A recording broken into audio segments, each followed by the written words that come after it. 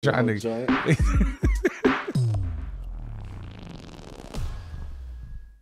What's good, y'all? This is your host, Easy. And this your boy, Tony Ford, a.k.a. Ghost Money, the $1 Million Scarecrow. And we are the Full Blitz Podcast. That was a long pause. Pause. It was a long pause. What's good, man? Y'all don't worry about this intro. We gonna get it right. Man, I'm good, bro. How are y'all? That is the question. How are y'all? I'm holding up, man. Maintaining. Glad to be back. What's happening? Hey, Digital you know, in the building. Now that everybody's aware that is the digital doctor, you know, so now that I want y'all to know this as our, loyal listeners, Louis has decided that he wants to take more of the professional producer role and play more of the background. So he's kind of ditching the camera on us, but y'all will still see him. About. I'm right here. What you mean? What's up? Y'all will see him from time to time now. So it is good to have the gang back together, y'all. We have got a great show for y'all today. But listen, first and foremost, as always, if you are not yet, get on that YouTube channel, click the subscribe button, hit the notification bell, get over to TikTok and Instagram and hit those follow buttons, y'all. We appreciate all the love and support we get from y'all. All right, my small businesses, where you at, guys? Hey, if you haven't already and if you don't know about it, we here at the Full Blitz Podcast are all about helping create and promote small businesses from within and within our communities. If you haven't already, shoot us an email at the show with your business name, location, what your business provides, and we will put together a free of charge 30-second ad for you. All small business owners, make sure to hit us up. Now that that's out. Getting into the show today. Listen, y'all, we've had yeah, right? We've had a lot going on with the NFL. Of course, we've had the NFL Combine that happened last week. We're going to be getting into that, what players helped themselves, what players hurt themselves. We have a guest coming on this week. I cannot wait to get him on. He will be joining us here in a little bit. But first, we're going to jump in to the Combine. All right? Biggest question everybody has, obviously, right, at the Combine is the quarterbacks. Well, the two big quarterbacks, Shedeur Sanders, Cam Ward, did not work out at the Combine. They did do team interviews. Coming out of the team interviews, it's apparent that Cam Ward, coming out of Miami, is QB1, right? I think we all knew that going into the Combine, coming out of the season, and then you got Shedeur Sanders, being a QB2. When I'm looking at those two quarterbacks, we're going to get more into them a little later on the show, but there is a distinct difference, right? When you watch their games, one of them's got the big play ability, big arm ability, kind of plays with a nonchalantness to their game, and that's Cam Ward. And then you got Shedeur Sanders, which is a little more of a thinking quarterback. They kind of read defenses a little better. They've had a great coach in their dad with Deion Sanders. So what I want to know is, and what I think a lot of people are trying to figure out, who's that QB3, right? Who's going to be that third quarterback coming off the board behind Cam Ward and Shedeur Sanders? If you had, Tony, if you had to give me one, who you think it is? Who you think is that solid QB3? Solid QB3, man. I'm going to tell you who I'm looking at right now. Jackson Dart from Ole Miss. Looking pretty solid, man. He's a pretty big dude, 6'2", 6'2 and a quarter, 223 pounds, 30-inch arm, 9.5-inch hand. That's a pretty big hand, man. They've been comparing him to Jalen Hurts.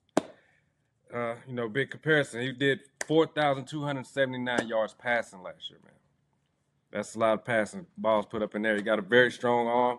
And he does something that one of your favorite quarterbacks does. He does the licking of the hand, the John Elway licking of the hand thing. I think he got a little something going on. But, yeah, I'm liking the way Jackson Dart's looking, man. That's who I got my eye on right now. And you know something? You know what's crazy is I have my notes from the Combine right here. So if y'all see me looking up, that's what I'm looking at.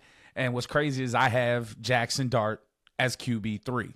I have him, right behind Shedeur. And in here, I have it, right? Threw for 10,000 yards, 72 touchdowns in his time at school. He tested well at the combine. He got a lot of people out of their seats with his deep ball. It looked effortless. He was dropping them on a dime. He didn't run the 40, which I think is okay because I don't mind the combine, but I'm not a massive fan on how much is put into the combine. You know, you get a guy that runs a 4.2, a 4.28, and somehow he jumps up these draft boards.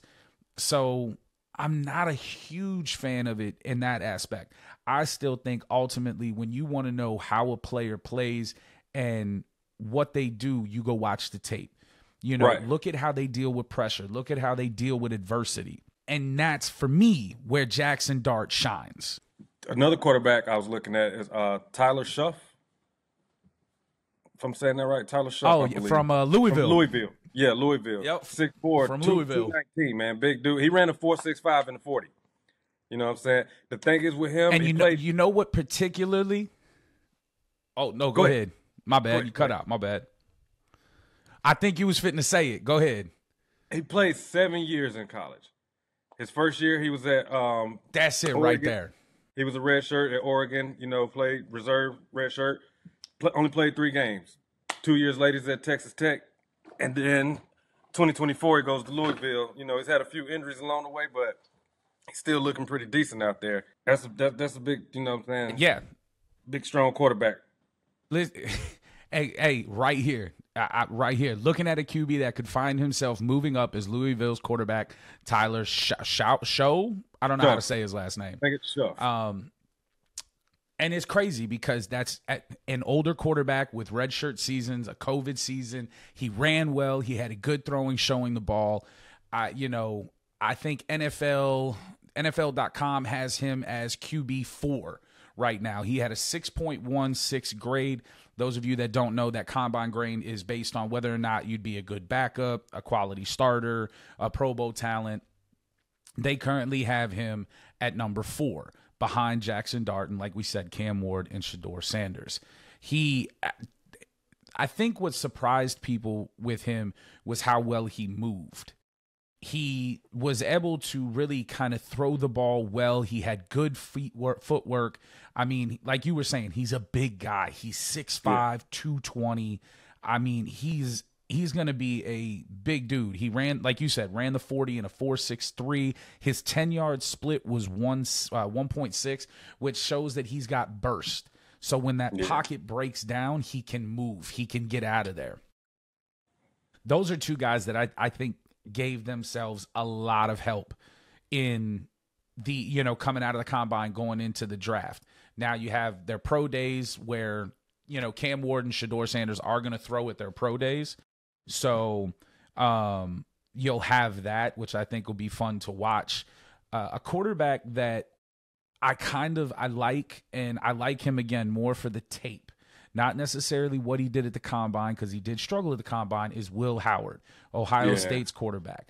Listen, anytime you're the quarterback of a national championship winning team, you deserve to be looked at. He processed well on the field. I think that's going to be one of those guys where the combine may have hurt him a little. I think he maybe would have done better to not do the drills and just do the interviews. NFL has him. Where do they have him? I was just looking at him. They have him at, look, they've got him below Quinn Ewers, below Jalen Milroe. Hell, they got him below Riley Leonard. And this is what I mean. He's got a grade of a 5.90. That's not a great grade, coming off of the season that he just had. You just brought up Jalen Milroe. And I had pointed. If you look at the quarterbacks this year, where was he last year? Not last year, before he went to Ohio, because this is one of the first years that it used to be quarterbacks would usually be with one team, and then you would have one or two that were transferred, around a couple times. This year's the first year that they have only one quarterback that's been with his team the whole time, and that's Jalen Milroe. He's been with Alabama the whole time. 20 rushing touchdowns over there last season. But I think he got a little work to do. You I know heard he's what? like Saints prospect, if I'm not mistaken. I heard of But with some talks of the Saints picking him up, but if he's there, they may.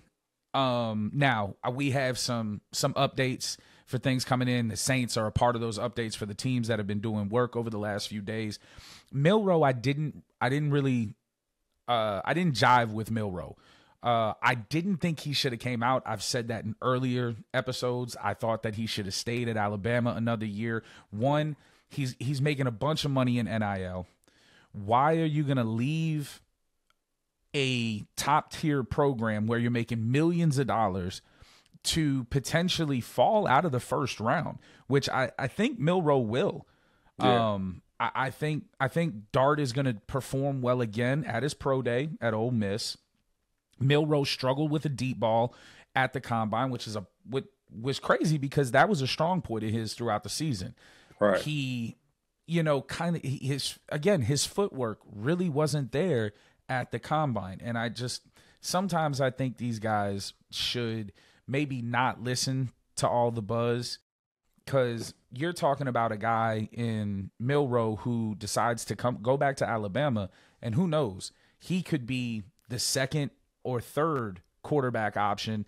Obviously, everybody's going to have their eye on Arch Manning, see how he does, how his season goes. But I don't know. I think that he should have stayed, and I think that he should have definitely played another season at Alabama. Totally agree with you, man. Totally agree. But I will tell you, a group that ate at the combine was the wide receivers and the running backs. Let's get into the wide receivers. They absolutely ate. So the big wide receiver obviously wowed everybody. And this is a guy where the combine really helped. You can put on the tape of this young man, Matthew Golden, wide receiver out of Texas. Okay. Ran a 4.29. All right. That's lightning.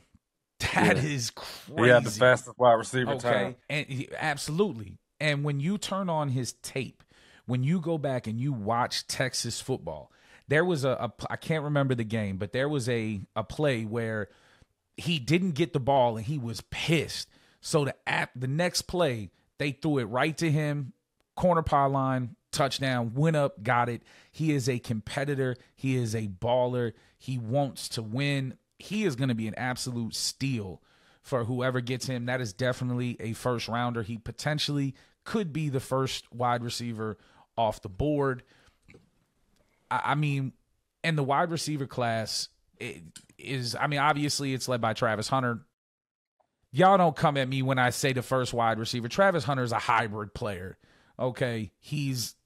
That's what makes him so dynamic, is he's that good on both sides of the ball. All right. And you do have Luther Burden out of Missouri, who was phenomenal. I think because of the combine, Golden might jump him. And then you have oh my God, wide receiver out of Arizona. He's terrible with names. And these people kill me with the names, man. They're going to kill you in the comments. I think he fell. That kill me in the comments. Comment. I don't care if you kill me in the comments. That's fine as long as you're commenting. So it's a deep wide receiver class. And I think it's going to be really, really fun to see where some of these guys, kind of fall, how they fall to the teams, where teams value them, But talking about value, when you're looking at the combine, how about the running backs, man? And first off, we gotta shout out Saquon Barkley. Saquon Barkley and Derrick Henry have brought value back to the running back in the NFL. Yeah. And before I get into the running backs, back to the receivers real quick. Ty Felton from Maryland. He ran a 4.38 40. He got some good speed on him. I got some great hands. I said we got to keep eyes out for him, Ty Felton. And I want to take a moment to laugh because we know Matthew Golden got the fastest time. But Isaiah Bond out of Texas said he for sure I'm going to break the record. A 4.21 40. For sure. That's what he was running. Well, you ran a 4.41. For sure. You ran a 4.41, which ain't bad. It's still good. You Not know even what I'm saying? close. That's still a 4.40. But, man, don't come out here making promises you can't deliver on already, man. That ain't looking good. That ain't a good look, Isaiah. You got to – word is bond. Word Right, is bond, okay? I was hoping he was gonna stand on business. I really was. I did too. I was hoping that he was gonna stand on business. And when I saw that he ran a 4.4, like, come on, bruh. You tripping. And I would with Ty Felton, he ran a 4.38, and he kind of slipped in the beginning. So I think he could have cut that time down a little bit, but he still ran 4.38. Hey.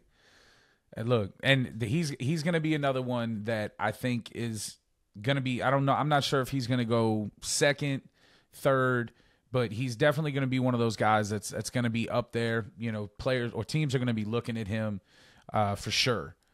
But all right, so running back to the running backs. When we move the running back to the running backs, running right? back to the running back. Everybody wants to know what happens after Ashton Gentry, right?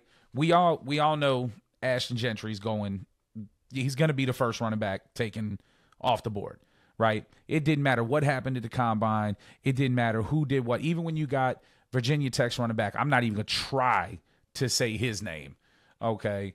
He, just completely shows out, has the fastest time of all running backs. So what do you, if you're looking at it, right, is it Hampton, who had a great combine and had a really good season out of North Carolina?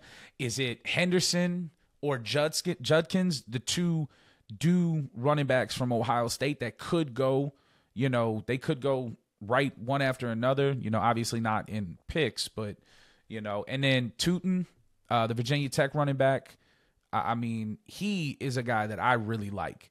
If I'm looking at him, and I went back and I watched his not old, but this season's dude that has pull away blazing speed, 40-yard dash, 4.32 seconds, 10-yard split, 1.49, has a vertical jump of 40.5, broad jump of 10.10. I mean, this is just a guy who has explosiveness written all over him. And I'm really interested to see where he goes and if he's a first-round back.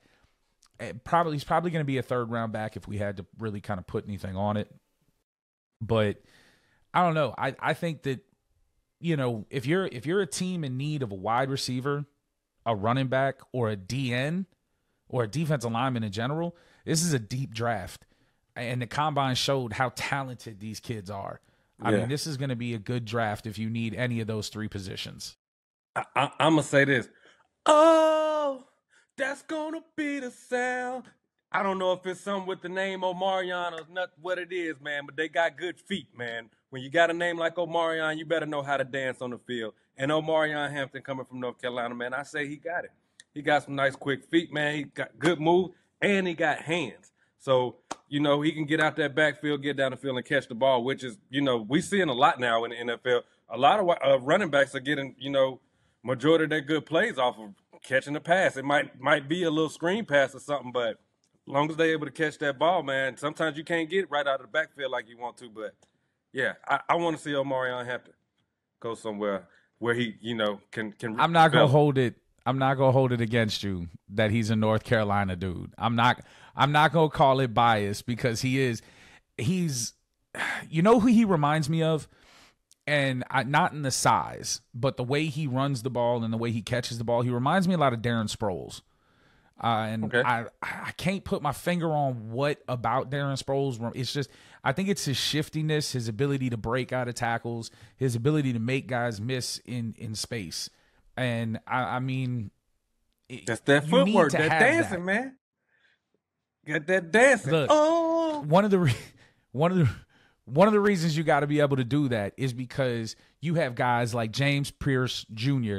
coming out of UT, the University of Tennessee, defensive lineman, running a 4.47 as a defensive lineman, and he tested really well in other drills. I mean, this dude, you have to be able to move and dance when you have guys like that are that talented and that skilled coming into the draft. I mean, it's going to be insane to watch that guy. And he's going to be another one that's drafted high. And he's ain't got to be a that Charger, but you better know how to dodge. Yeah, you better learn how to dodge some of them big dudes, man. Look, it's just, I mean, it is what it is, man. I mean, I can't wait to see what this guy does, you know, coming out of, like I said, coming out of Tennessee with everything else that he's done. He had real good numbers in school, and he's coming in at, get this, bro, 6'5", 245 pounds, okay? Ran the 40-yard dash in the 4.47, had a 31-inch vertical jump. He didn't do the bench press, which for a defensive, edge rusher, I would have really liked to see that. I would have, kind of enjoyed to see how he tested in the strength. But yeah. I mean, he's just another example of a guy that is going to have a real good career.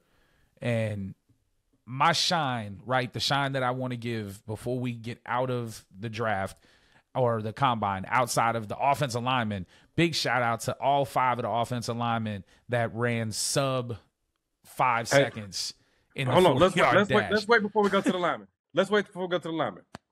Because while we're still on defense, Jahad Campbell coming from Alabama. He's playing linebacker, but he also played edge rusher. Hey, that kid's agile, strong. I think we're gonna hear his name a lot. I think we're gonna hear Jahad Campbell a lot. And Azraia Thomas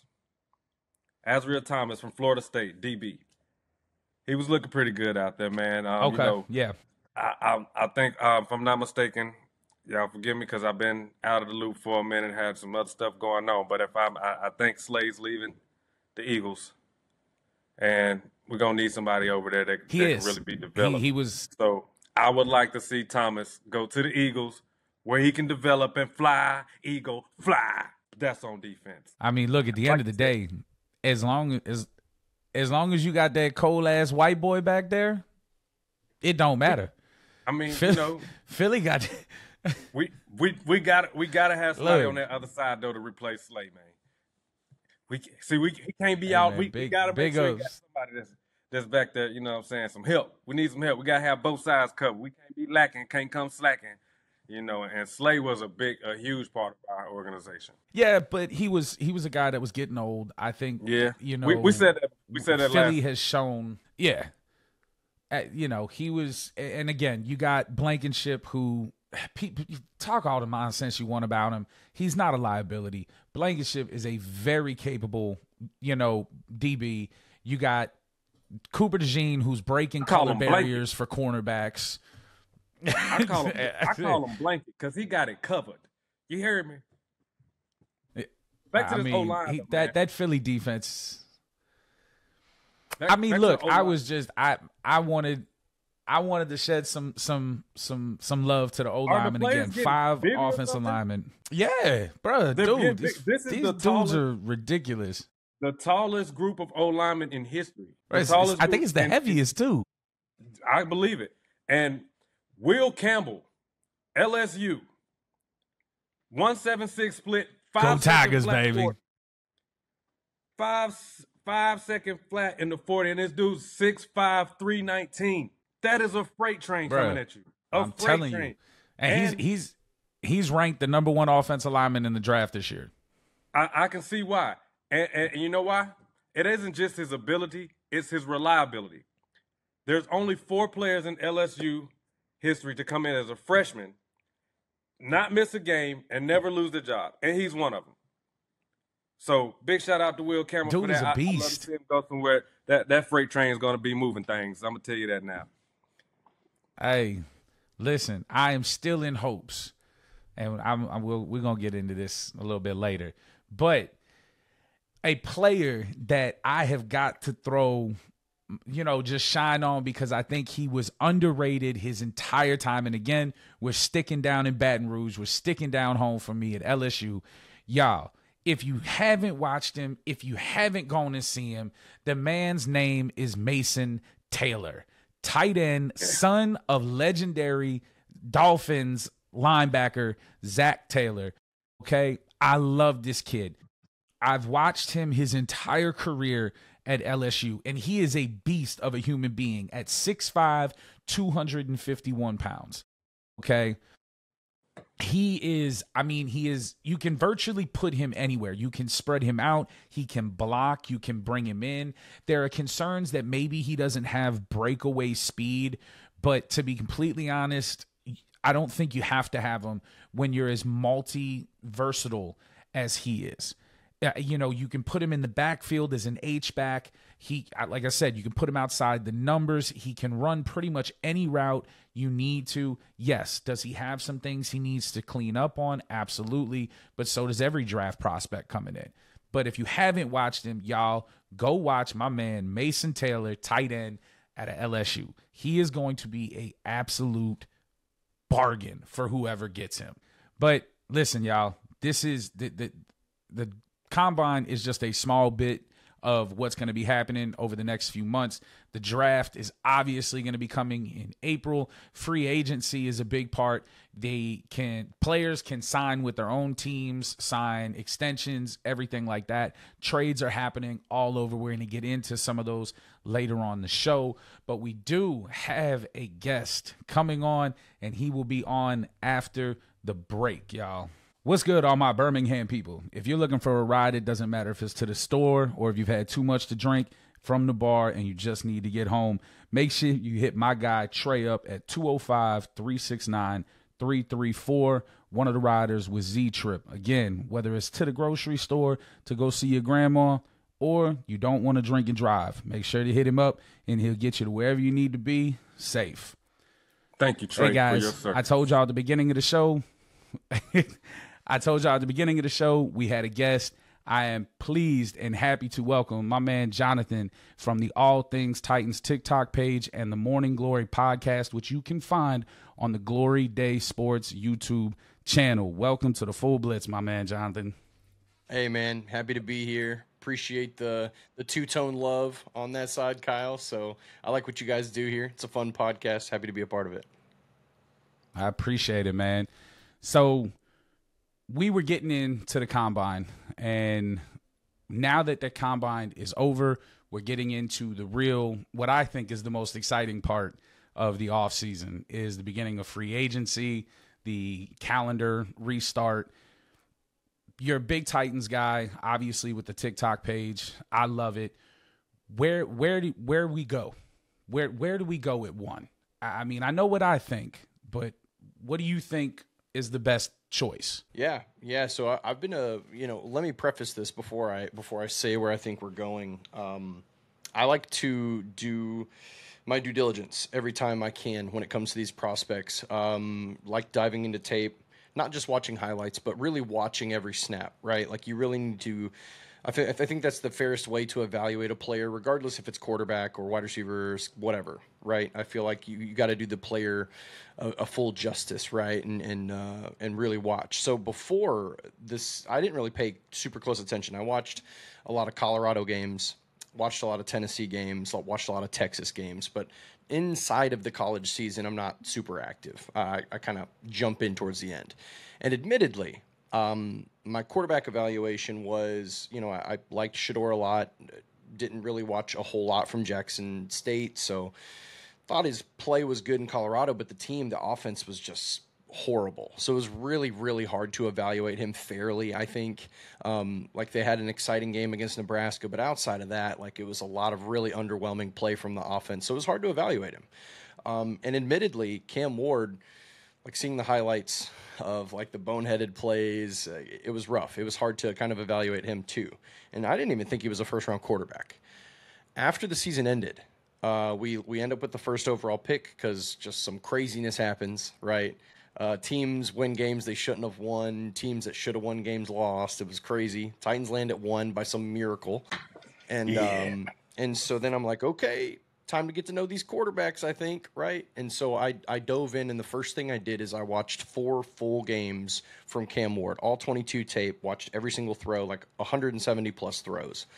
And after those 4 games, which I can't remember off the top of my head, I think it was Kentucky, it was Virginia Tech, it was the Florida game, and then the 4th one I can't remember off the top of my head, but I watched those games, and as soon as I watched every single throw, I came away with a completely different perspective of that player, completely different. And I went, holy crap, like this kid he's got it. And so I dove in a little further. And then after watching a couple more games, I was like, all right, I'm sold. This kid, I think what I'm seeing is true. And so based off of that, I was firmly in position where I thought that Cam Ward is worthy of the first overall pick. Now, that's not what the national media was telling me. That's not what my peers in the space and reporters and content creators that I really respect. None of them were really saying that. But I'm just trusting my eyes. And so, weeks pass, opinions kind of shift, and now all of a sudden after the combine, Cam Ward at 1 makes more sense, right? So that was a long-winded way of me prefacing by saying I didn't think he was a first-round talent at first. Now I think he's more than capable of being the first overall pick. I think the Titans should stick and pick that player. The Titans desperately need a couple of things, right? The Titans need a reason to get excited. They have a multi-billion-dollar stadium coming up in 2027. You have the 4th fastest-growing city in the nation. No one's selling jerseys outside of Big Jeff, and he's a defensive tackle. As good of a guy and as good of a player he is, there's only so many Jeffrey Simmons jerseys you can sell. So you have to get excited. There has to be something to get excited about here. Not only that, but this team has swung and missed on franchise quarterbacks for a very long time, right? So I'm preaching to the choir to you, Kyle, but and Titans fans know this. So there are a lot of reasons that the Titans should stick and pick Cam Ward, but maybe the biggest reason of all is that this kid, not only does he play well, just the thing that's most exciting about him is he plays incredibly well out of structure, but not just that. He is cool, calm, and collected in the biggest moments of his career. He goes from Incarnate Ward to Washington State, improves year over year there. By the way, in high school, he had 0 offers and had to walk on, right? Which was crazy, by the way. Nuts, right? So he improves year over year. Washington State, he's essentially projected to be an undrafted player, and he goes, all right, I'm coming back to college. Miami's like, yo, come through. He goes to Miami and has his biggest year yet. So to me, you see year over year improvement in multiple different programs, which tells me that he's a coachable kid, tells me that he's smart. And then you have him playing big in some of the biggest moments. And yes, were there times where he put his team behind and he was the reason for it? In some instances, sure, many times where he threw a boneheaded pick and put his team in a bad spot. But there were many times also where he stuck in there and got him back in the game, and he was the reason they came back and won. And for Titans quarterbacks, some of our best quarterbacks outside of Steve McNair and Warren Moon in this franchise's history have not been able to be the reason why they won. They were game managers, right? Like Ryan Tannehill, it wasn't like, okay, we're going into the 4th quarter, the Titans are down 10, here comes Ryan Tannehill, you know what I'm saying? So Cam Ward has the star power and ability to be that type of player. I'm not going to say he's Patrick Mahomes or Lamar Jackson or Josh Allen, any of these super elite dynamic players, but I'm saying that his traits can project him in that direction. So the potential is there. The star power is there. I will say, right, me and Jonathan had an opportunity to talk the other day, which I'll say now was fantastic to talk to another Titans fan that was on the line of being a football fan while being a Titans fan, right? Because both me and those Titans fans that are just so unrealistic and so beyond hope. They lead with passion. I love their passion. I do. And you had said something to me that my fear of Cam Ward is, in essence, PTSD from the organization and their inability to process talent correctly in the past. And I look at it, a lot of the guys that I was hoping we were going to be able to trade for, I really hope that there was a world and a scenario where we traded back with Las Vegas and got Crosby in that deal. That is obviously now off the table. I was hoping that maybe we could have worked something out with Cleveland and got Myles Garrett. That is clearly off of the table, as we'll get into later in the show. The Giants are still alive with maybe somebody like Thibodeau. you know, and I know a lot of people want that sexy pick. They want to like to you said, giving the fans a reason to get excited. That's what scares me is when teams start trying to give their fans a reason to get excited. That's when we swing and miss. That's when the Jake Lockers happen. That's when the Zach Mettenbergers happen. Now, I'm not saying Cam Ward or Shador Sanders are that bad. I'm not saying that at all. It just makes me nervous, and I think you're right. And I think I'm just one of those fans that has been let down time and time and time again. And it's probably going to take me years of therapy to not be scared of having the number 1 overall pick. But it's fair. It's fan trauma, right? Like at the end of the day, we're all in the same spot. And when you're sitting at the number 1 overall pick, every year is not going to be a Andrew Luck, Peyton Manning year. You know what I'm saying? So the reality is that I don't love we're seeing a lot of comparisons in this draft cycle. We're seeing, because we saw a really impressive quarterback class last year and a far less impressive quarterback class this year, there's naturally going to be comparisons. The problem with that is that it's not last year. It's this year, right? It's a completely different set of circumstances. And we know in the NFL that drastically changes from year to year. And that's a good, counter argument for the folks who are like, the Titans should be trading down and looking to draft their quarterback in 2026, right? Because it's a much better class. First off, we don't know if half of those guys are going to declare. We don't know. There's too much we don't know. Everyone's making assumptions. We don't know. But if you assume that the guys like Drew Aller and Arch Manning and Nico Iamaleava, let's say all those cats, they all declare. The problem is that when you kick the can, I did this experiment with a couple of friends who were pro trade down, right? And I said, okay, let's do an experiment. Let's say that they do. Okay, let's say that their intention is 100% to trade down and they would like to have Abdul Carter. Not a bad choice. Great player. Totally understand the vision, right? Sexy pick, too. Sexy pick. Fantastic player, right? At a position of desperate need. So, okay, you go that route. You add a generational talent at edge. You already have a very impressive middle of the defensive line. So you add another decent player. All of a sudden, you're cooking on the defensive line, right? So at that point, you have to go veteran bridge because you're not drafting one, right? So there's two options. You either stay with Will Levis, which is not possible because then your head coach loses his job, right? And the head coach has say in what's going to happen at quarterback. So here we are. So you go a different route. Let's say you get like a Russell Wilson or like a Jameis Winston. I don't know, just random middle of the road to lower tier talent, right? Let's say you don't land a Aaron Rodgers or Kirk Cousins. So you go that route. Okay, so you improve the quarterback play, right? We know they're going to address the offensive line. They're going to sign a tackle or draft a tackle and add some talent there. They're going to sign some sort of receiver, whether NWI comes back or they go get someone in free agency, Keenan Allen, Stephon Diggs, whatever. So they're going to add talent at positions where they're bleeding, right? So then you tell me, if you have a Russell Wilson or a Jameis Winston, who is a very capable quarterback, you improve the offensive line play, which was already improved in the last 5 weeks of the season. They were tied for 11th in pass pro. Nobody was talking about that. So it improved offensive line and pass protection. You have a very good run game. Tony Pollard was very capable last year. You have an improved skill position, right? And so you add competent quarterback play, and then you add the ability to rush the passer at a much better rate than you were. Huge upgrade with Abdul Carter. And then you get L'Jarius Sneed back, who is not hurt the entire time you had him, and Cheeto Awuzie also back. All of a sudden, your back end is looking healthier. So this is a Titans defense that even in the worst position their offense could have put him in was still top 3. They were really still 1 in points allowed throughout the entire year. So you tell me, is that a team that's going to be picking in the top 10? Probably not, right? Probably not. Okay, so if you're telling me the Titans are realistically picking 14, 15, 16, something like that, maybe 7 wins, 8 wins, right? That sounds right. So if you're picking there, do you think you're even going to get to sniff Arch Manning's jockstrap?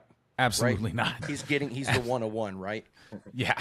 That team that's picking there is likely needing a quarterback. If they're that bad, they're not going to trade out of that pick. So then you go, okay, well, maybe there's Nico and Drew. Okay, well, we saw what the quarterbacks did last year when the class was generational.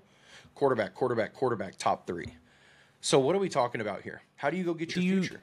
Do you think like, because what I'm looking at is, I don't know how I feel about doing the tackle thing in free agency. Now with Stanley, signing that big deal, that kind of set the market for There's what you're going to. There's a couple of good ones in there. I got for you. I can share with you. I have it written down right here. That makes me a little nervous. That makes Will Camp a big guy on my radar if we do trade down. Because he instantly, we talked about it the other day, he instantly plugs in, and now your tackles are set for the next 10 years. So I think that's something you look at, but I'm also, after watching the combine and going back and watching tape, I'm not out on Will Howard. I'm not out on him.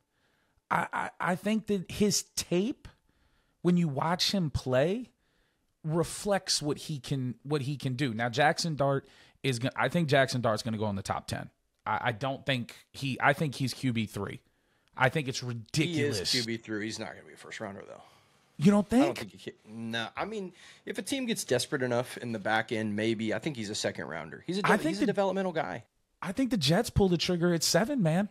No, you can't. I think they're catching so much shit. I do. You can't. He might maybe their second round pick. I could see him in their second round pick, like in the 40. I think it's like 42 is where they pick in the second round. So if he falls to the second, I take him at 35. Take him at 35. Right? I mean, and now we talked about the developmental. We go from one developmental to the next. Right. And maybe Will has just put such a bad taste in my mouth that I'm willing to swing. Something? Actually, I take it back. If you're going to pick somebody at 35, stay at 1 and take Cam Ward. If that's what you're going to do.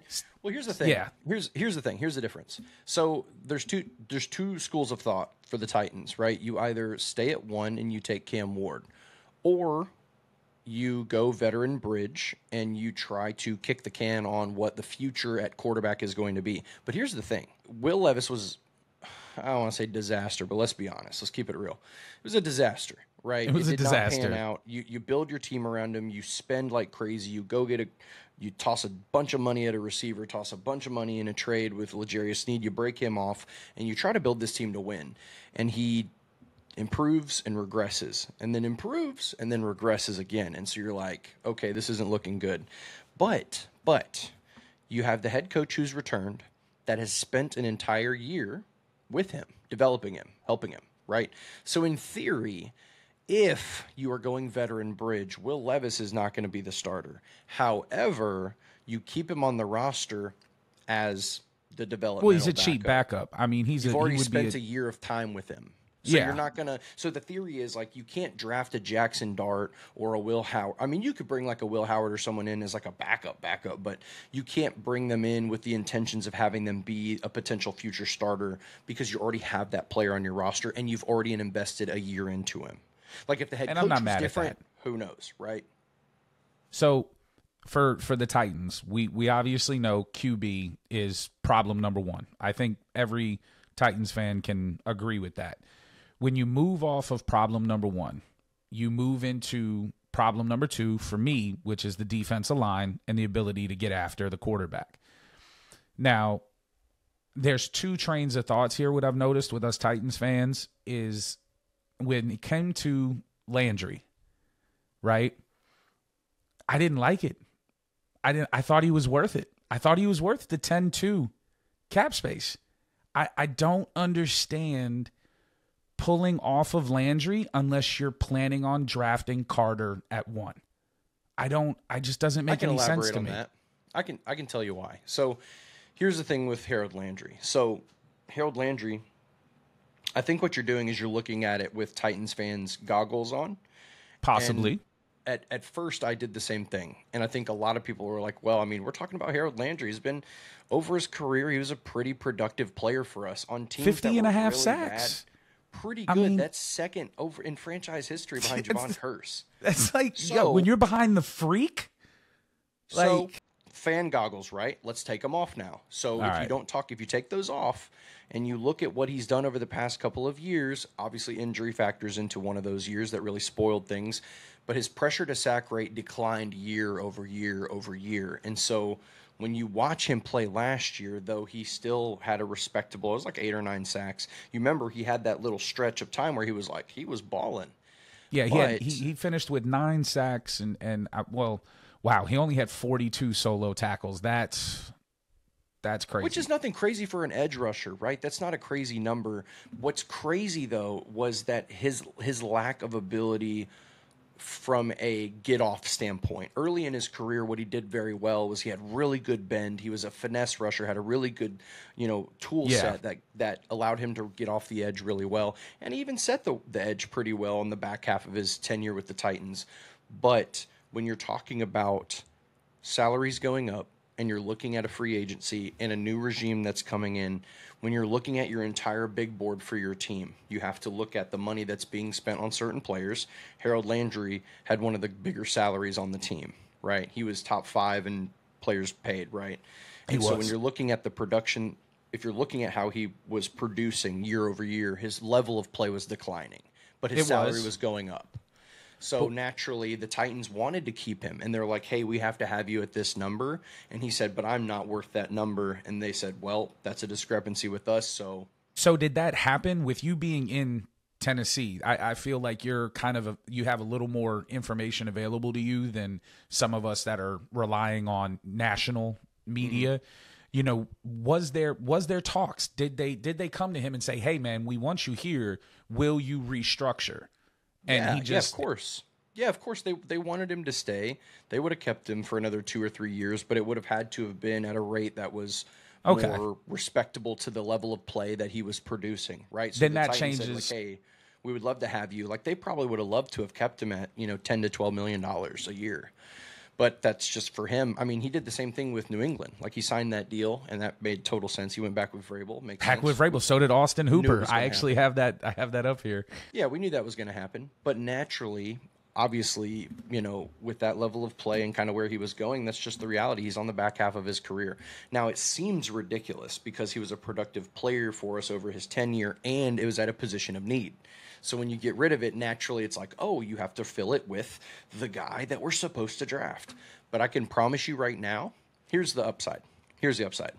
There's about 12 draftable edge rushers, like starter 100%. Quality edge rushers in this draft. Yeah. This draft, it's one of the positions that this draft is dense in, right? So here's the good news. The Titans have a plan, and every organization goes into the offseason saying, let's set up a board for free agency. Let's set up a board for the combine the draft. And so if I had to guess, they feel good about Jalen Harrell, which is cool. Arden Key, I want to say he had a year left on his contract, but maybe I'm wrong. I think he's got one left. I felt like he had 1 year left. But either way, you need to add players. They're going to add a couple of edge rushers for sure. What they can do is a couple of things. They probably are wanting to target 2 guys in free agency, and they're going to try to pressure and go after those guys pretty hard. If they don't land the guys that they want, they probably have 3 to 4 guys in free agency that they like to have. If they don't land those guys, or if they do acquire them, then the idea can shift for the draft, right? The number one thing is Titans are probably going Cam Ward at 1, and they probably would like to trade pick 35 down, move down in the second round, and pick up a third-round pick in this draft, because this draft in the second and third round is juicy. There's so much deep. Good talent. They need a tackle. They need receiver help. They need edge help. They need guard help. So linebacker help. I mean, linebacker help. They want to add another running back. Like the second, third, fourth round is juicy. That third and fourth round with running backs. Now look, don't and everybody's saying the same thing because it was done on national news and everything like that. Give me Cam Scatterboo, bro. That dude is a baller. Anybody that will throw up on the sideline and then go back in the game. Like, I guarantee you Mike Vrabel is biting at the bit to get Cam Scatterboo. Well, you know what my comp on Cam Scatterboo is Rex Burkhead. You know who mine is? And I'm going old school here, and Cam's a little smaller, but Mike Allstott. Oh. Scatterboo reminds me so much. Allstott was kind of a breed of his own. I don't know. But like when you watch Cam, you know, when you watch Cam Scatterboo run, it is head on. He's not running away from nobody. Peyton Hillis. Maybe Peyton Hillis is a good, but I feel like that's disrespectful to Cam. Like, well, you called him Mike. Mike Allstott was carrying like 7 dudes on his back. Absolutely. But I say Peyton Hillis is disrespectful. Peyton Hillis got on the cover of Madden and then forgot how to play football. Like, he was looking pretty good for a couple years, though. He did. All right, so we looked at Landry. Now, you had mentioned this guy. And for me, free agents or signing guys that I think is priority number one, if NWI is not given the contract that he deserves, and I've talked to non-Titans people, and they all tell me, oh, that's because you're a Titans fan. No, it's not. They're like, go look at the snaps that he's played and how efficient he has been when he has been on the field. He ranks amongst the top 15 receivers in the league with the amount of play that he's had. Like, I mean, and even, what was it, 3 weeks, like a month ago, Callahan did an interview talking about how if he knew how valuable NWI was, he would have worked him into the offense more. Hey, Mike, get him signed. Sign him.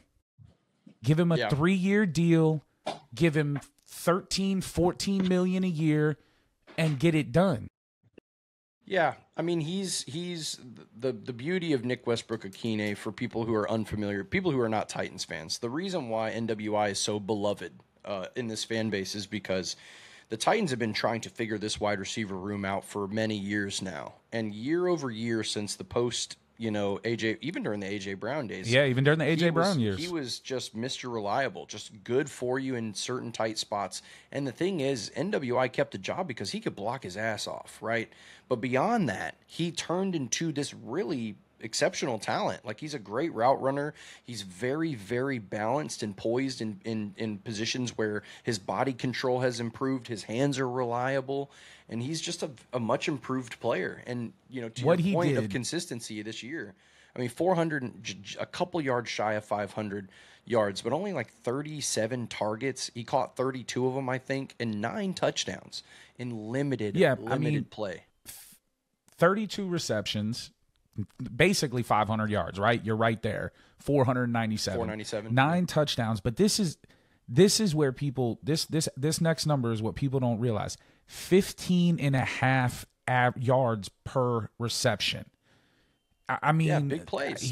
Big plays. He's got an over 50%, because he had 60 targets, 32 receptions, right? And for people that don't know, that doesn't mean that the ball hit his hands 60 times and he only caught 32 of them. And he is the definition of not just reliable, but hard worker.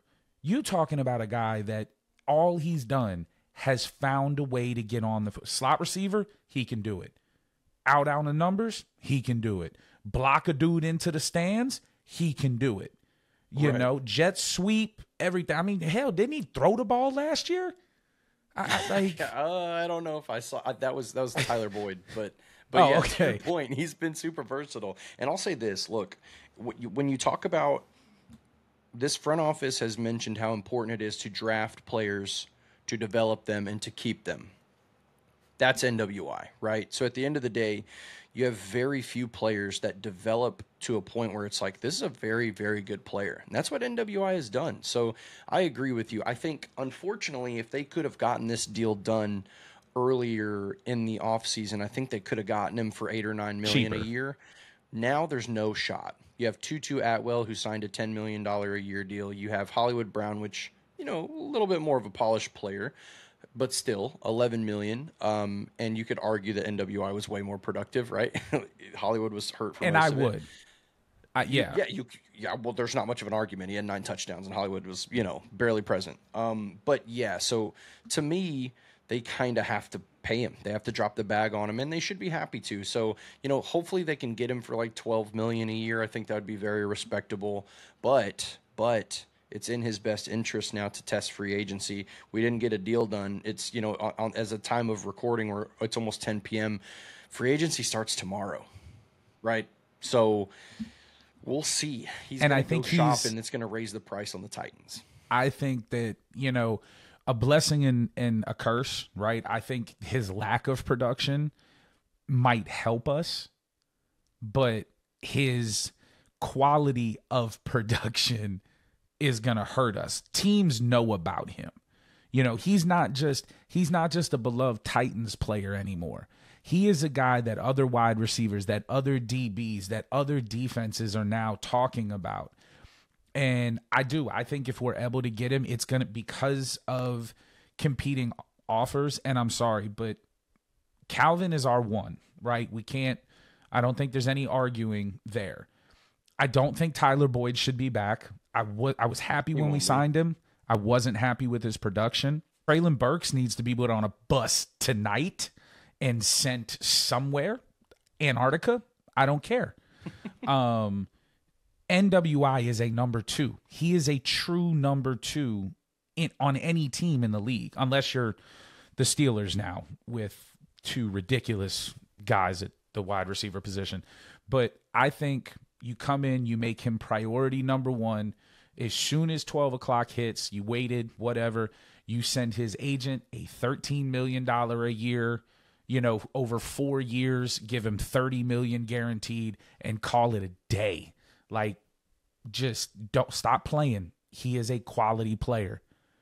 You got Chig locked up for what, 3 more years? 2 more years on his rookie deal.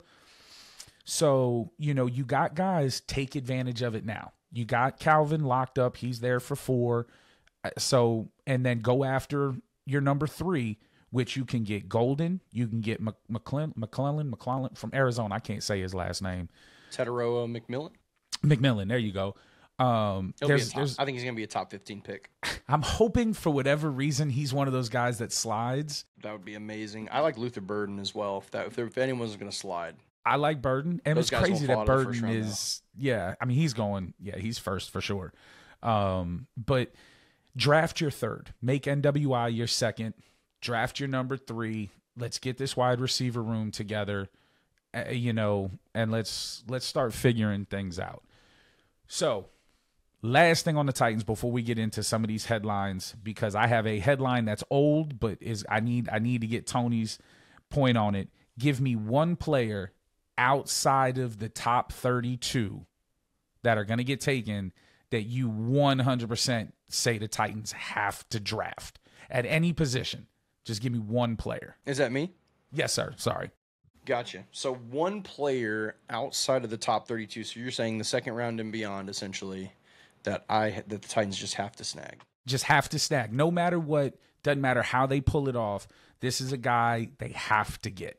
I have a guy in mind that I would love. I just don't think it's going to be feasible unless they trade back from 35. So if they trade the 2nd round pick and they try to acquire a 3rd, then this guy has been on my radar. I love this player. That's Xavier Restrepo out of Miami. Obviously, he was the top target for Cam Ward, and I'm not just saying that because he was the top target for Cam Ward. Obviously, if you draft Cam Ward and you get Restrepo, then you're cooking. You got some chemistry there, and it's at a position, 2 positions in need. So, but no, Xavier Restrepo, the comp that I have on him is Julian Edelman. So this is a guy who just can do it all. He can stretch the field. He can play the middle routes. Like, he is so fluid in the way that he runs his routes. He's reliable, has super reliable hands. I mean, this guy just gets open and finds a way to play, bigger than his body type. So I love Xavier Restrepo. If you get him later in the rounds, that would be huge. The other player that I really like, there's no shot.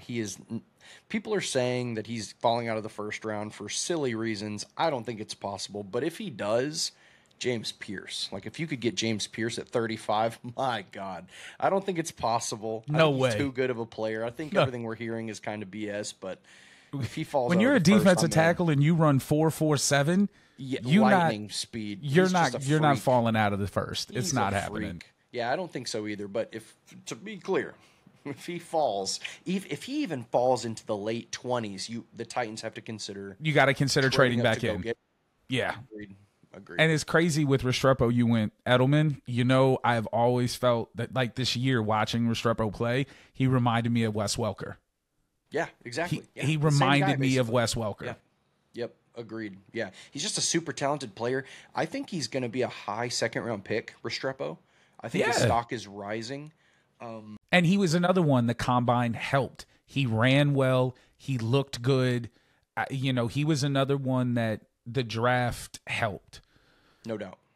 So moving out of the Titans, of course, we have to move on to other things. There are some headlines that, one, Jonathan, I want to get your thoughts on, but the big one, it's a little old, but we weren't on last week. So Tony is our resident Eagles fan, okay? And we had made mention about Saquon and Derrick Henry bringing value back to the running back position.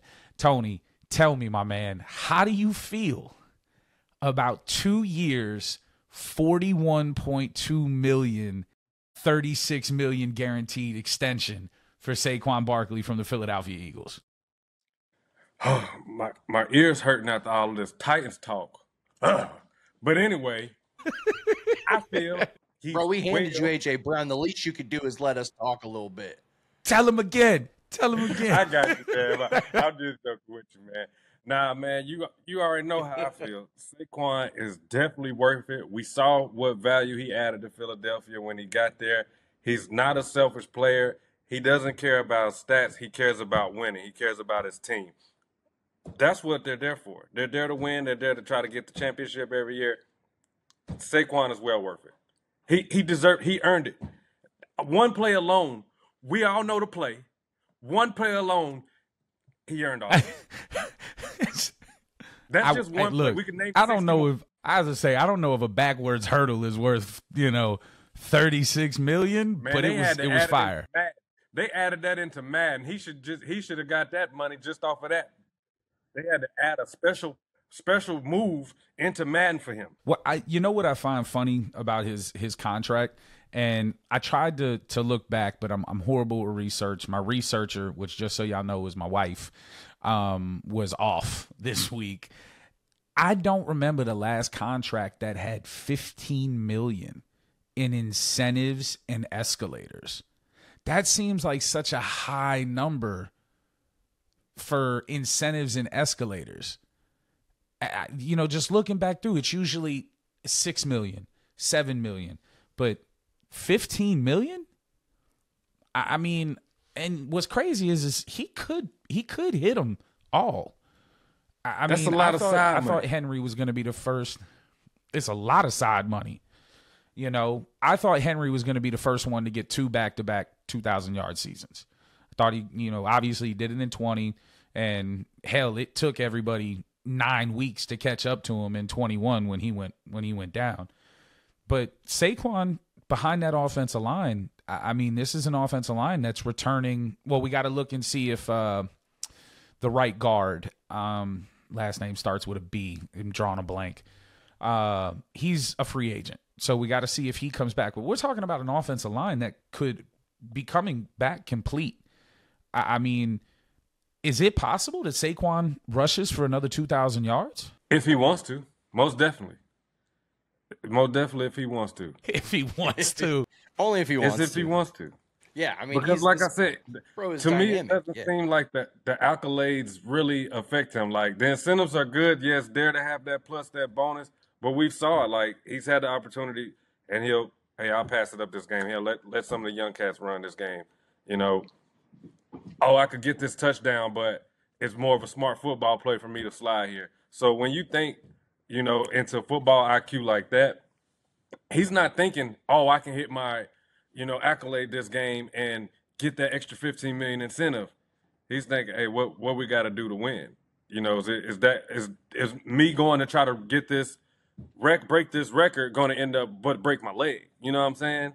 And I think that's more of what he thinks of, being, I don't want to get hurt. I don't want, risk injury. I don't want to risk not being able to play. If he goes down, then what? Because he is such a strong part of the Eagles foundation that I don't want to think of a game without Saquon. And I love you for that, Tony. I do. I really love that you are one of those fans, but I'm not. He should have played. He should have played. He needed 100 yards. He could have gotten that in the first fucking half. Like, he should have. I'm sorry. And then get He should have played. I don't want to hear, it don't matter. Because you know something? They talking about all these records, but they ain't even bring up the fact that he wasn't nowhere near close to Chris Johnson's record. But I'm sorry, they don't want to talk about that. 2,500 yards. All-purpose yards. What's that? Yeah, what's all? Yeah, yeah. Now it's all. What's all purpose? It's just like cleaning. I ain't trying to hear that. You can do windows, countertops, and tables. So, real quick, some of the headlines, because we're not going to keep you too much longer, Jonathan. We know you got things to do. You've already spent enough time with us goofballs here. But few of the headlines that I gotta get your opinion on. Obviously, one of the guys we were hoping to get, Crosby, 3-year, $106.5 million. At the time, was the largest non-quarterback contract in league history. That is obviously since been broken. On the next question I had for you, is that crazy for a dude that we all know is great, but is Crosby really up there? Is he really the 1, 2, or 3 best defensive ends in the league? Yeah, I think he is. I mean, to me, there's like 5 guys that are playing at a really elite level. Obviously, Garrett, Watt, like those are guys that are up there. But yeah, like Max Crosby, he's next up. He's in the young buck incline, right? And by the way, he's been doing it on defenses that are awful. So atrocious. Not only has he been great, but he's been doing it. He's been outshining. Like, imagine if he was on a defense that had extra support, right? And so it is interesting to me, though, that we're seeing a lot exactly like the Eagles. We're seeing a lot of teams and players say like, "Hey, I'm disgruntled. I'm unhappy. I kind of want to get out." But what's funny is that, like, kind of the highlight of free agency so far has been players re-signing with their teams. Like, obviously there's a couple of standouts that have gone to new teams, but a tremendous amount of players that have just re-signed with their teams. I mean, if you look at the list, it's significant. Like, and I mean, when you talk about the ones that have been disgruntled, the next guy we were going to talk about, just 24 hours ago, we were talking about him potentially sitting out games. We had gotten reports of the owner not wanting to meet with him. Now, just so you guys know that we're talking about Myles Garrett, the Cleveland Browns now. But, I mean, it's a great point. Like, I get money solves all, right? I get that. You could talk all that nonsense about wanting to win this, that, or a third. But when you get a 4-year, $40 million average, contract, with $123.5 million guaranteed, which is what Myles Garrett got, I guess you don't care about winning anymore. Well, you want me to drop a bomb on you, Kyle? I can tell you why he signed. Absolutely. So he got his conversation. He got his conversation with the owner. He got his conversation with the GM. He got his conversation with Stefanski. They all got in a meeting and said, "Hey, we just met with these quarterbacks a couple days ago, and we love them both. We're going to draft a quarterback 2nd overall, so we're going to have our guy. So come back, fortify this defense. We're going to go get our quarterback. We feel really good about both of them, and then let's build this thing." And Myles Garrett went, "Okay, we're going to go get our quarterback. Let's ride." You think Deion lets Shador go to Cleveland? Yes. Yep. What about you, Tony? Do you think Deion Sanders lets Shador go to Cleveland after all that nonsense he was talking? I don't know. I can't say for sure. Jonathan seems really confident about that, so I'm gonna ride with Jonathan on it. I'll be the outlier. I don't. The so Sanders why did he resign then? Why did he resign? I think he looked at it, right, and he said, "Okay, the leverage I have is not playing." Right? That's the only leverage he has at this point in time. But what that tells other teams is that if he does it to them, they'll do it to him. The owner says, "We're not trading him. We're not doing this. So this is what we're going to do. We're going to give you the ridiculous amount of money that you can put in your bank account, which will make 16 L's a year look a lot different." And I mean, you're still gonna go down. You have 2 more seasons like you did last year. You're gonna go down as one of, if not the greatest defensive ends to ever play the game. you're already a lock for Canton. But he told us all those things didn't matter. So what's the variable that changed, Kyle? That's kind of what I'm saying is like $40 million a year. But it's just money. He would have made close to that money anywhere. He could have chose to gone at a lot of places and probably had a better situation. I'm telling you. Disagree. I don't all disagree. The tea leaves that we're getting has been that they've been really happy. They've been pleased with both quarterbacks. And but guess I tell you what, you know what that means? That means whoever they draft better ball the hell out. They better win. Because if Myles Garrett keeps your team at 17 points, 20 points, and you can't score 22 points to win a game, we'll be in the same situation we're in right now next offseason. 100%. Think about it. Think about the couple of things that have transpired for Cleveland over the past couple of weeks. They just restructured Deshaun's contract to where they're going to have to eat a big chunk of dead money. It's going to be like $90 million next year or like 2 years from now or whatever. But they restructured all of that money. They front-loaded it all into a bonus. So now on the cap, they're only paying him like $1.25 million this year. So they're able to fit this massive contract in with Myles Garrett. And what makes sense? You can't sign a veteran quarterback to fill the need. Deshaun Watson's cooked next year. He's not playing. He's done. Retore his ACL, right?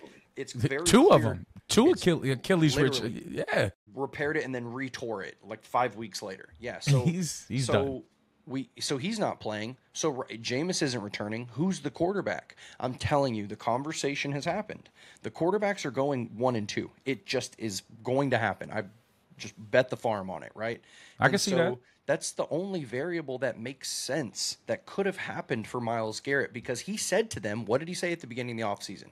He said, if I'm going to re-sign, I need to know what the direction of the team is. And I want to be a part of it. And I want to be a part of it. But they obviously couldn't say to him, we're definitely drafting a quarterback. Nobody really knew at that point, right? Like these guys, they didn't have a chance to meet them both. So they got both of the quarterbacks in on 30 visits. And then he resigns a couple days later. Come on. So if we go with that route, right? If we go with that train of thought, how quick do you think the wheels fall off? If I don't think that they don't come in and win. I don't think that necessarily. I mean, so we're talking about, Kevin Stefanski, who was a coach of the year just a couple seasons removed.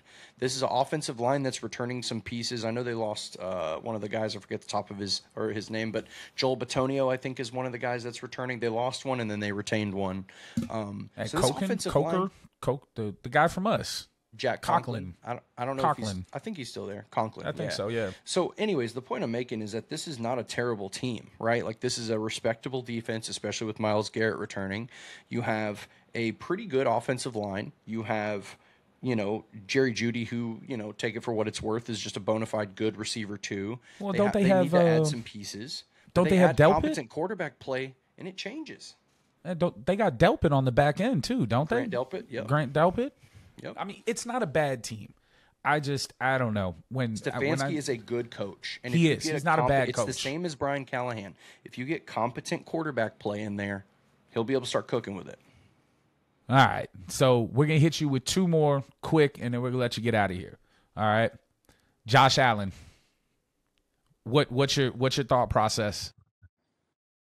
It all makes sense, man. Like these quarterbacks, the money keeps going up. We're seeing more and more advertising dollars entering the space. We're seeing crazy streaming exclusive contracts from NBC and Amazon.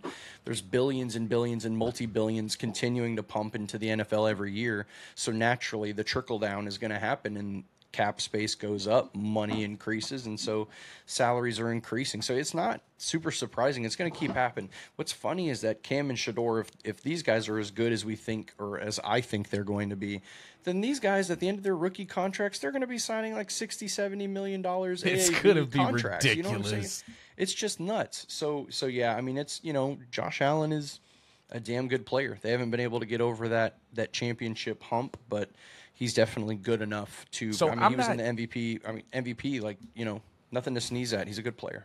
I'm not mad at it, right? I got a guy that I work with, Chris. He's been on the show before. He's fantastic with college football. He's a massive Bill fan. He wasn't crazy about it because Josh still had time on his deal. But I think this was move the money around. But I think this was smart. I think this very was smart. smart by Buffalo, because if they waited, they would have had to pay him $500 million for 6 years. Not only that, but they get to disguise they get to have a celebratory, hey, our guy just got a big contract, let's get excited. But on the back end, it helped them, because then they got to shift some of the money they got to backload some They of got the to money. move it. Yeah. They got to move it around, and that's And going to free help it up. them. Because Yep, they're going to so- need it, because Buffalo also just released Von Miller, veteran presence on that defense. I think D tackle is going to be Buffalo's main concern in the draft. I think that's who they should draft. Good year to be concerned at that position. Good, You got plenty good of year. talent. I think if Sawyer is there for Buffalo late first, you grab him. I doubt that he will be. I think he's a mid-first rounder. Walter Nolan would be fun if he fell. Yeah, 100%. And then Stewart out of Mississippi State, I think. Not Mississippi State. Fuck, I can't remember. I was just looking at it. But defensive tackle is deep this year. Yeah. I mean, just Yeah. crazy deep. And then we kind of hit on it. This is going to be the last one before I let you roll. Man, the Steelers gave up a second and swapped 6th and 7th picks with the Seahawks to send DK Metcalf to Pittsburgh, and then immediately signed him to a 5-year, $150 million deal. If they get any type of competent play out of their quarterback, this is going to be a dangerous offense. Vermuth is a true baller at tight end. Najee Harrison, and then that other running back, I forget his name, is crazy. Warren. Yeah. And now you add DK Metcalf, who can go up and catch the ball over anybody, and Pickens, who, when he's on, he's one of the best in the league. You basically just copy pasted George Pickens. So now you have two of these stud X receivers. Yeah. So yeah, I mean, and you made one of them 6'6" and can run the 40 in a 4.4. Like, Yeah. I mean, nuts. Where do you? We'll get your thoughts on this one, then we'll get you out of here. Where do you put Pittsburgh in the AFC North? Where do they finish? Well, they gotta lock in that quarterback position. It's really interesting. So what's going to happen is Sam Darnold is about to be the guy that he wants to be. It's gonna happen. He's gonna have options with Seattle. He's gonna have options with Pittsburgh. But Pittsburgh, I think this is a really big play. I think it positions them. It's really great that they got the deal done before the opening of free agency, because now what they can say is, hey, Justin Fields, hey, Aaron Rodgers, hey, Sam Darnold, like, we are ready to roll. Our defense is as good as it's always been. We just added some serious firepower to the offense. We're ready to go. So, yeah, I think for Pittsburgh, they need to be calculated about what quarterback they're going to go after.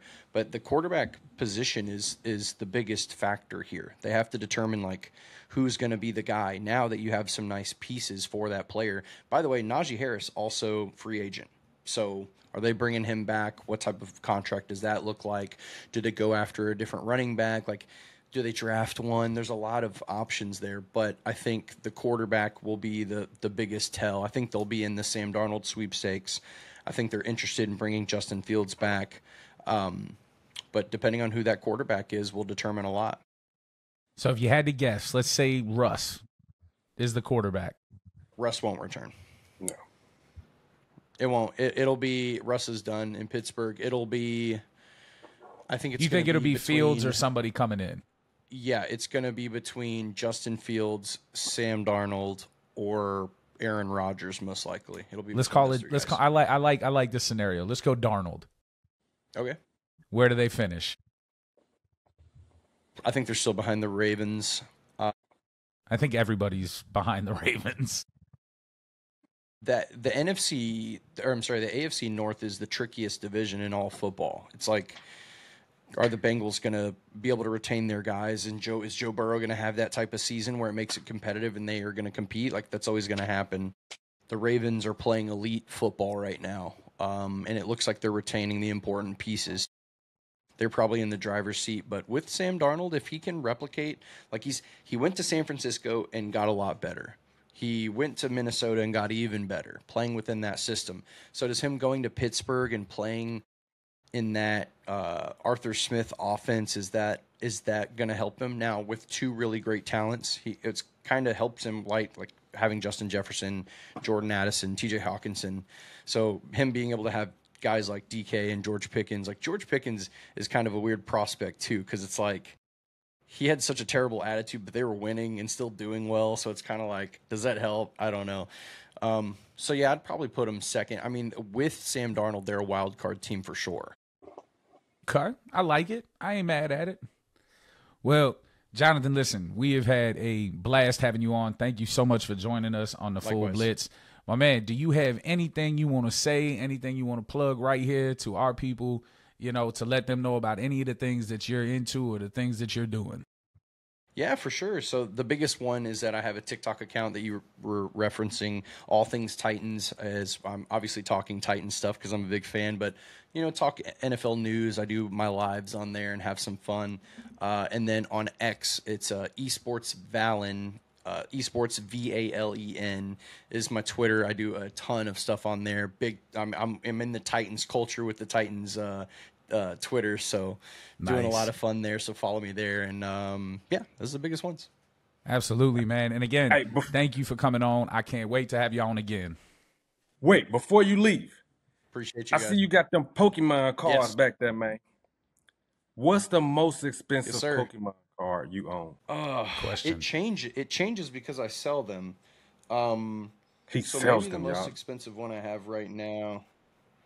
Yeah, I sell them a lot. I just sold an Umbreon VMAX PSA 10, which is kind of like one of the crown jewels of the modern game right now. And man, let them know where to find that at too. For sure, yeah. So Music City Games. I have a sticker right here. Hold on, check this out. Man, put that thing up. There you go. Plug Games, that. It's reversed there. Yeah, but Music City Games, I do YouTube content, so I do vendor POVs and stuff. So I sell Pokemon cards, graded, raw singles, all that fun stuff. So yeah, check us out. Music City Games on all socials. Let us see. Make sure y'all go check that out too. Just like 2 or 3 good ones, real quick, before you get out of here. I know you got something right there you can read that. That hurt my feelings. He's gonna show some real good ones, and I'm gonna be like, damn. Yeah, man, I miss Pokemon cards. I wish I was smarter when I was younger. I got a couple on here. So I showed you guys this one before, but we got the Charizard 151 PSA 10. Got the little graded guard on it. A little something light. It's like a $900 card, nothing crazy. We got the Bubble Mew. You said just a $900 card. Look at this beauty right here. This one's only a 9. Nothing crazy, but this card is like the kind of the crown jewel of the hobby right now. A lot of people are snagging that up. And then this one I'll show you guys. This one's fun. That's that Ancient Mew, the movie promo. Yo, I love that card. PSA 10. 2000 movie that one's promo. Fun. Damn, man. That's right. We appreciate you, Jonathan. Yeah, I got to sling this cardboard. For sure. No doubt. Appreciate you guys. Thank you. Of course, man. Can't wait to have you on again, man. Likewise. Again, that was Jonathan. Make sure y'all head over to that TikTok channel, All Things Titan, and make sure you hit up the More and Glory Show on YouTube. Jonathan, can't wait to have you on again. Well, y'all, some things outside of football that I wanted to touch on. Right, we're gonna hit the NBA for a minute, and there was a trade that happened about 3 weeks ago, bringing Luka Doncic from the Dallas Mavericks to the Los Angeles Lakers and sending Anthony Davis to the Dallas Mavericks. Now, I have looked into some of this stuff because I have been extremely curious. Okay, just so y'all know, right? The whole reason I wanted to bring this up is one. The Lakers have moved from 5th place to 2nd place. Okay, they are currently in 2nd place in the West. I don't think they're going to catch OKC because OKC is just that good. All right, but they're currently sitting at 40-22. All right, Luka Doncic, since joining the Lakers, is averaging 23, almost 24 points, 8 rebounds, and 8 assists. He was good in Dallas, right? He was good. But this is what happens when you put great players with good players. They elevate their play.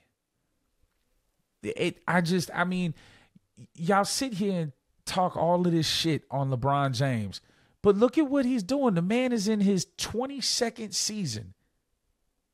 And or 20th season. 20th season? How long? When did he get drafted? 03? No, so it's his 23rd season. You know, and it's just like, bro, can y'all stop with all the LeBron James hate? This is a team that has a potential to take the 1 seed. Like, and you don't think so? You don't think so? No. You know, Not at you're all. probably right. No. They 12 games back. That's a lot they of can't games. Stop the hate, man. All I've seen, I ain't gonna lie. Like, I've seen some pretty jerk moves from Luka before he went to the Lakers. And now he's got over there and it's like, man, you starting to get LeBron antics. Wiping sweat on the ball and stuff, man. Like, come on, what you doing, Luka? Be a good sport, man. If you a great player, you don't got to do all Hey, that. man, You know look. what I'm saying? Really? He learned stuff. He learning Really? the wrong thing from LeBron, man. Really? LeBron, Do we need to go back to Jordan against Utah? Because it was a push off. You ain't got to do it. He pushed off. we talking that was 90s right there. We in a different time. You know what I'm saying? You could It don't they could matter. fight like hockey If you- players back then. You a fool. Charles Barkley. Ah. He was a fool. And look, I had to get that out there, right? I had Since we to on get out and say, basketball- stop the hate. Since we on basketball, big shout out to the Joker, man. That man broke NBA history. 30, 20, 20 triple-double. 30, 20, 20. 30 points, 20 rebounds, 20 assists, 1 game. Big shout out to the Joker, man. Hey, I actually think it was 31 points, 21 assists, and 22 right. rebounds. You're right. The final was, Like, but bruh, to break it, the 30, 20, 20 was enough. He could have That's an sat down. insane stat line. It is, man. And to think, That's it's well, they was in never been overtime. He couldn't. never been done in the NBA before that? That's a great I mean, right yeah, there. that was that dude is just ridiculous. Staying on big guys right before we get into our favorite segment. Okay, Philadelphia fans, I love y'all. I really do, and I know a lot of y'all probably feel the same way. Embiid is out again for the rest of the season. He injured his knee a couple of weeks ago. This is a little old, but he is out for the rest of his seasons. Philadelphia 76er fans, it is time to move on from Embiid. It is time to move on. He has never played a full season. He is never healthy. He is never there when you need him. It is time to move on. Okay? I totally agree. Like, Embiid, it's time to hang it up, brother.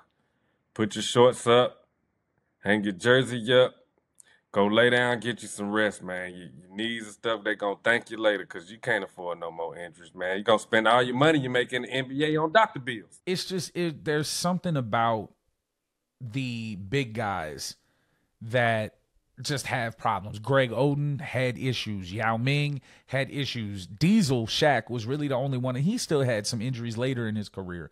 But these big guys, man, they have problems. Man, that's a lot of weight on them knees and stuff, man. Them knees and ankles, like, they put a lot of, and all that it's a lot. bouncing up and down, landing, man. You know how it is. You done rolled an ankle. You done rolled an ankle before. I know exactly Man, how it is. I'm a big dude my damn self. They do stuff like that often, and just run it off. But yeah, some of these other injuries that they sustain, man, is they come right back after healing and play, and you don't heal like you do when you're old, like you do when you're young. No. At Man, all. I'm 35 and I don't heal, bro. I roll my ankle now and I'm down for 2 weeks. Tell you lucky, man. I got 6 weeks. They might as well gave me a cast and a boot. Look, Let's you get into our already know. favorite segment, though, man. You already know. Yeah. Y'all know what time it is. It's time for that Ain't No Way. Ain't no way. All right, so who's got a story? Who's got a story this week? I got one. And I'm mad Jonathan left because it's Pokemon related, man. That's why I wanted to see his cars and see. That's all right. I'm sure. What was the most expensive car he had? Because Pokemon cars are one thing. Like, I was trying to ask him how much the gold Pokemon card is, because my son got the gold Charizard, and I was like, damn, if I was a kid, if I was your age, I'd have beat you up for that card back in the day. Like, You know, that Charizard card was it.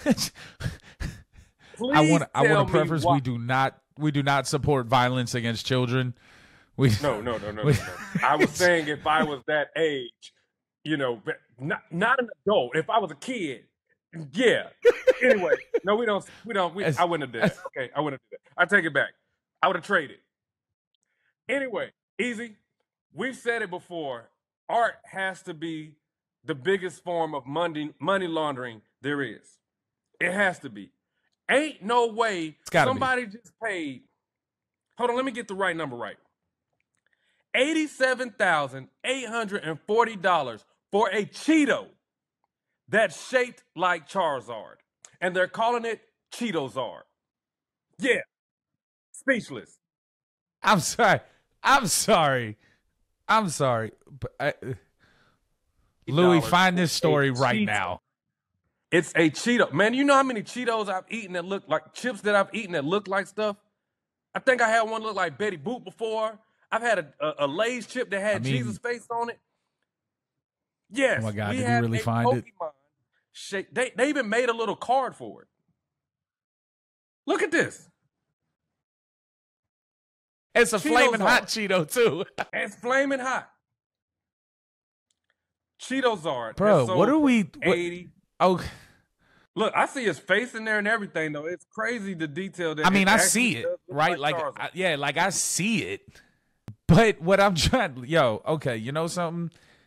Let one person tell me ever again that we're in a recession, and I don't ever want to hear that we're in a recession ever again. There were 60 bids. $840. And Jonathan that just is said ridiculous. I mean, I'll give it to him. A $900 it looks card. like Charizard. It does. It looks like Charizard. I'll give him that. I mean, you could turn it and it would look like something different.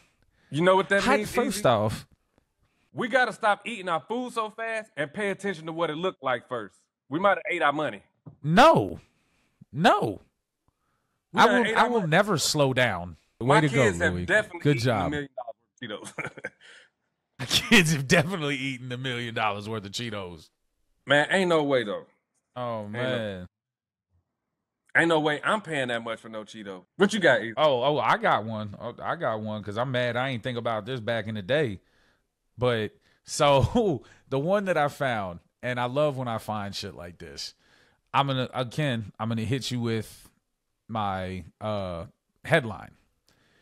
Colombian police catch a man smuggling packets of cocaine under his toupee. Wow. Yes. They have a picture. They are pulling this man's cap back, and there are just balls of cocaine, and it is the wildest. Yeah. But they pulled it. Look at this. Look at it. What you got us watching, Louis? Look, bro, what you do on your personal time is your business. If you in the leprechauns, that's leprechauns and BBC. What's going on here? BBC, bro, what is you doing, bro? It's the British Broadcast Network.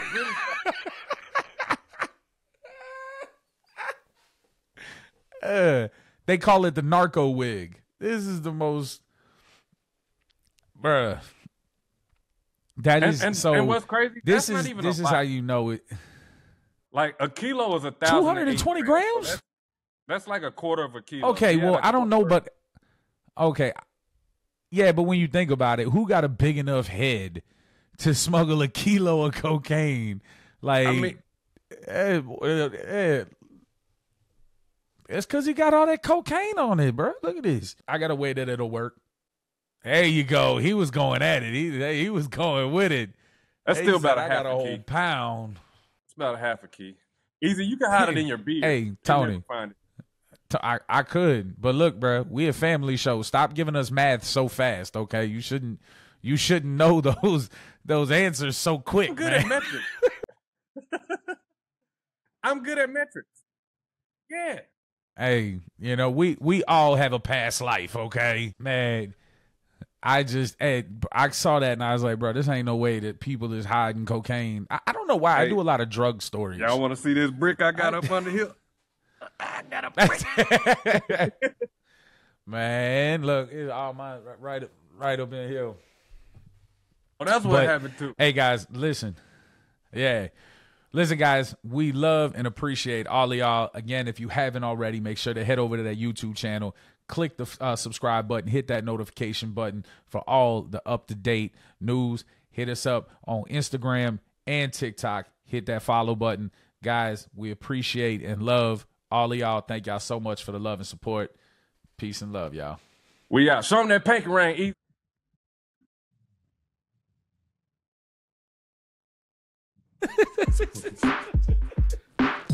I fucking love it.